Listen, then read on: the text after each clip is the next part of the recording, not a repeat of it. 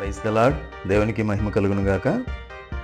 CRP force India Christian rights protection force Kakinada జిల్లాలో 10వ తారీఖున శనివారం రాత్రి జరిగిన ఒక సంఘటన ఇప్పటికే తెలుగు రాష్ట్రాల్లో చాలా సంచలనాన్ని రేపింది.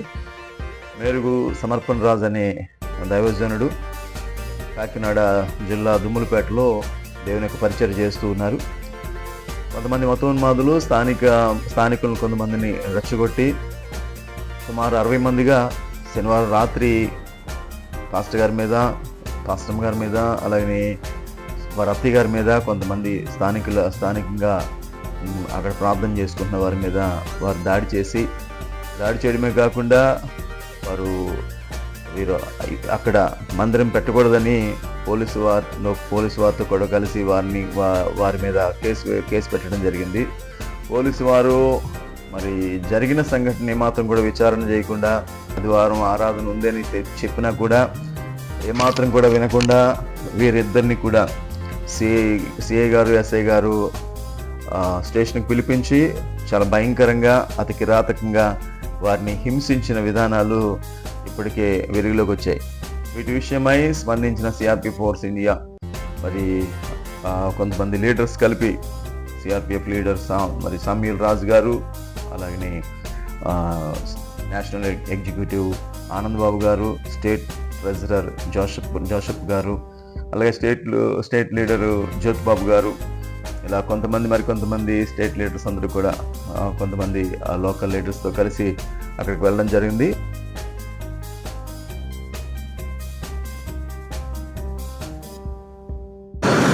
కాకినాడ జిల్లా దుమ్మలపేటలో శనివారం దైవజనులు మెరుగు సమర్పణ రాజు గారి మీద, వారి సతీమణి నిండు గర్భిణీ గుండా వారి మీద, అలాగే వారి అత్తగారి మీద కొంతమంది అమాయకమైన ప్రజలు కొంతమంది గౌరవయ్య, కొంతమంది ఇంకా మత విద్వేషాలు రెచ్చగొట్టే వారి ప్రోద్బలంతో దాడి చేయడం జరిగింది. అవి సీసీటీవీ ఫుటేజీలు కూడా ఉండడం జరిగింది. దీని మీద అన్ని ఫెలోషిప్ల నుండి, అన్ని క్రైస్తవ అసోసియేషన్ల నుండి కూడా స్పందించడం జరిగింది. దీని మీద నిన్నటి దినాన జాతీయ మానవ హక్కుల కమిషన్లో కేసు కూడా వేయటం జరిగింది. ఈరోజు దీనిని పురస్కరించుకొని మరి హైదరాబాదు నుండి WCM నుండి సోదరులు పీటర్ రఘుముద్రి గారు, అలాగే మన AICC అధ్యక్షులు జాన్ బెన్నిలింగం గారు, అలాగే CRPF Christian rights protection force నుండి పాల్సన్ గారు, పాల్ గారు, తర్వాత RKP నుండి శామ్యుల్ గారు, అలాగే ఇంతమంది దైవజనులు ఇక్కడికి మా CJS నుండి కూడా రావడం జరిగింది. వచ్చి ఈరోజు కంప్లైంట్ ఇవ్వడం జరిగింది. అసలు ఏం జరిగిందో సంబంధిత బాధిత పాస్టర్ గారు ఉన్నారు మన మధ్య. వారు మమ్మల్ని ఈడ్చుకుంటూ లాక్కుంటూ సీసీ కెమెరాలు పగలగొడుతూ, మా మిసెస్ అండి గర్భిణీతో ఉందని చెప్పినా కూడా ఆవిడ్ని మెల్లో చిన్ని వేసుకు లాక్కెళ్తూ మా అత్తగారిని అదే తనడం తంతూ ఇలా దగ్గరగా 60 మంది. తెల్లవారితే ఆదివారం 10 గంటలకల్లా ఫోన్ చేశారు మమ్మల్ని రమ్మని. 10 గంటలకల్లా ఫోన్ చేసి స్టేషన్కి రమ్మంటే, సార్ ఈరోజు ఆదివారం కదండి, మేము క్రైస్తవులందరూ ఆరాధన చేసుకునే రోజు కదండి, మాకు ఒక 2 గంటల టైం ఇప్పించండి సార్, 1 గంటన్నా సరే మాకు టైం ఇప్పించండి, తర్వాత వస్తాం సార్ అని మేము చెప్తే, సస్సే మరి మీరు స్టేషన్ దగ్గర రావాల్సిందే, అడిషనల్ SP గారు వస్తున్నారు మీ గురించి మాట్లాడడానికి, ఖచ్చితంగా రండి అని చెప్పారు. సార్ ఇది ఆదివారం సార్, మేము ప్రార్థన చూసుకొస్తాం సార్ అంటే వెంటనే ఒక 2 కానిస్టేబుల్ పంపించారండి ఇంటికి వచ్చి మమ్మల్ని బలవంతంగా తీసుకెళ్లారు స్టేషన్కి. తీసుకెళ్లేసరికి అక్కడ అడిషనల్ SP గారు కూడా ఎవరు, DSP గారు ఎవరు లేరండి. SI గారును CA గారు మాత్రమే ఉన్నారు. సర్పవరం SI గారు, సర్పవరం CA గారు మమ్మల్ని బూతులు తిట్టడం ప్రారంభిస్తే మేము అడిగాము, సార్ ఏంటి సార్ రాత్రి చూస్తే వాళ్ళు మమ్మల్ని కొట్టారు, ఇప్పుడేమో మీరేమో మమ్మల్ని తిడుతున్నారు, మాకు న్యాయం జరుగుతుందని ఇక్కడికి వస్తే మీరేమో ఇలా మాట్లాడుతున్నారు ఏంటి సార్ అనేసి, నేను నాతో పాటు సేవ చేస్తున్న నా సహోదరుడు కూడా విజయ్ అని తమ్ముడు ఉన్నాడు, అతను అడిగేసరికి నన్ని విజయ్ అని తమ్ముడిని కూడా ఇద్దరిని కూడా పైకి తీసుకెళ్లారండి. ఒక రూమ్ చీకటి గదిలా ఉంది. నేను ఎప్పుడు చూడలేదండి పోలీస్ స్టేషన్లో ఇలాంటి పరిస్థితులు ఉంటాయని మాకు తెలియదు. మమ్మల్ని ఇద్దరిని కూడా సొక్క పట్టుకొని లాక్కుంటూ మెట్ల మీద నుంచి పైకి వెళ్ళిపోయారండి. నన్ను అయితే మామూలు చొక్కా పట్టుకు లాక్కెళ్ళారు. విజయ్ని అయితే కాళ్ళు పట్టుకొని మెట్ల మీద నుంచి లాక్కెళ్ళిపోయారండి.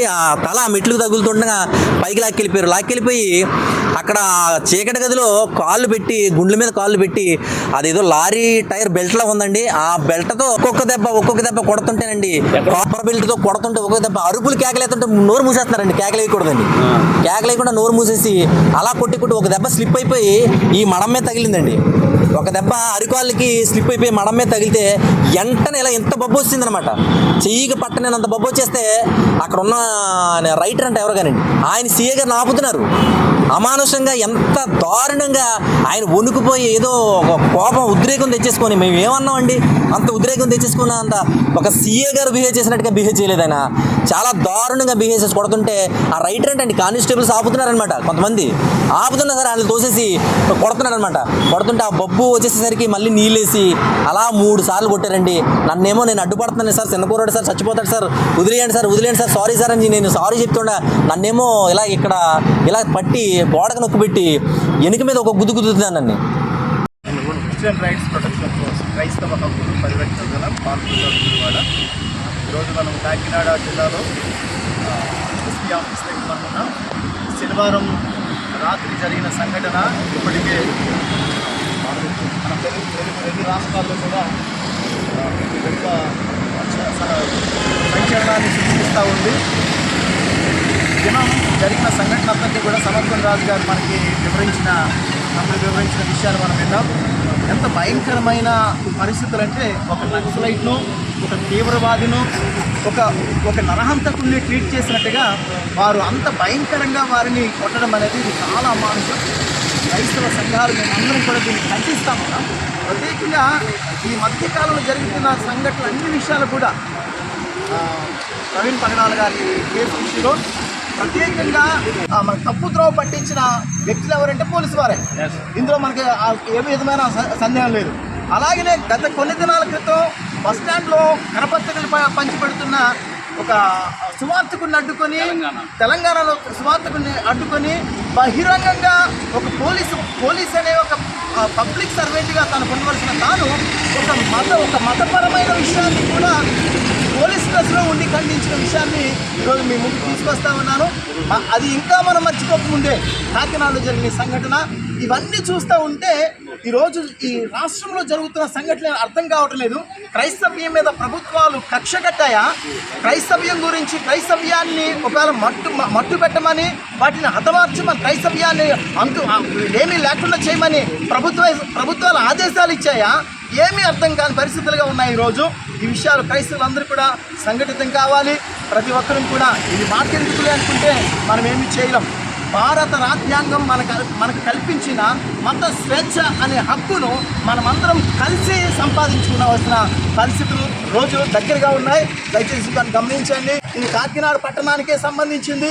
ఇది కాకినాడలో కేవలం తమ్ముడు సమర్పణ రాజుకే అని అనుకుంటే ఇది రేపటి దినాన్న మన ప్రాంతాలకు, మన జిల్లాలకు, మన గృహాలకు మనకే వచ్చే పరిస్థితులు ఉన్నాయి. కనుక ప్రతి ఒక్కరు కూడా ఈ దినమందు నడుం కట్టాలి. ప్రతి ఒక్కరూ చేయి కలుపుకుంటూ ముందుకు రావాలి. ఈ జరిగిన ఈ సంఘటన విషయంలో ప్రతి ఒక్కరూ కూడా కాకినాడ జరుగుతున్న ఈ సంఘటన విషయంలో మరింత ముందుకు వెళ్ళడానికి సిద్ధపడాలని ఈ విషయం తెలియజేస్తున్నాను. ప్రత్యేకంగా ఎస్పీ గారిని కలవడం జరిగింది.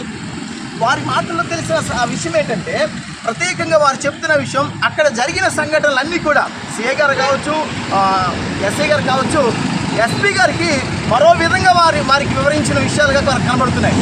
వారు మాట్లాడిన ప్రతి మాటలో కూడా మాకు కనబడుతున్న విషయం అక్కడ ఏం జరుగుతుందో మరి మీకు కూడా తెలియదు అన్నట్టుగా మాట్లాడుతున్నారు. అంటే ఈ విషయాన్ని వారికి కూడా సరైన విధంగా వారికి కూడా దాన్ని తెలియచేయకూడదు అనే విషయాన్ని మనకు కనబడతా ఉంది. దయచేసి ప్రత్యేకమైన విషయం అంటే ఈ విషయంలో ఎస్పీ గారు చొరవ తీసుకొని బ్రదర్ సమర్పణ రాజు గారికి సరైన న్యాయం, క్రైస్తవ్యానికి సరైన న్యాయం చేయాలని మేము ఈ సమయంలో మేమందరం కలిసికట్టుగా ఒకే ఒక స్వరంగా ఈ సమయంలో మీకు తెలియజేస్తున్నాం. ఇలా కాని పక్షంలో మరింత ఉద్రిక్తంతో కాకినాడ పట్టణాన్నంతటినీ కూడా క్రైస్తవ్యం అంతా కలిసి చుట్టుముట్టడానికి, క్రైస్తవ బలమేంటో తెలియజేయడానికి మేమందరం ముందుకు రాబోతున్నాం తెలియజేస్తూ ఉన్నాము. చెప్పంటా ఉన్నాము. ఈ రోజు నుంచి ఇది ఛాలెంజ్ మరొకసారి చెయ్యాలి చూడు. ఒకవేళ ఈయన మీద ఈ కావాలినా గౌరయ్య, సిఐ, ఎస్ఐలే బాధ్యత అని చెప్పి న్యాయం కోసం పోలీస్ మెట్లెక్కితే విచక్షణ రహితంగా ఎంత దుర్మార్గత చూపించారో మరి దుర్మార్గ తమ్ముడు మాట్లాడిన మాటలు మీరు విన్నారు. ఇది న్యాయం జరిగే వరకు కూడా మేము ఊరుకునేది లేదు. ప్రియులారా, ఈ సమర్పణ గారు సేవకుల మీదే కాదు, ఏ సేవకుడి మీద కూడా టచ్ చేస్తే మేమందరం ఊరుకునేది లేదు. ఇక్కడ ఉన్న అన్ని ఆర్గనైజేషన్స్, ఇంకా అనేక ఆర్గనైజేషన్ కలవబోతున్నాం. మేమందరం కూడా చెలో కాకినాడ అనే ఉద్యమంతో ప్రతి ఒక్కరికి పిలుపునిస్తున్నాం. ప్రియులారా,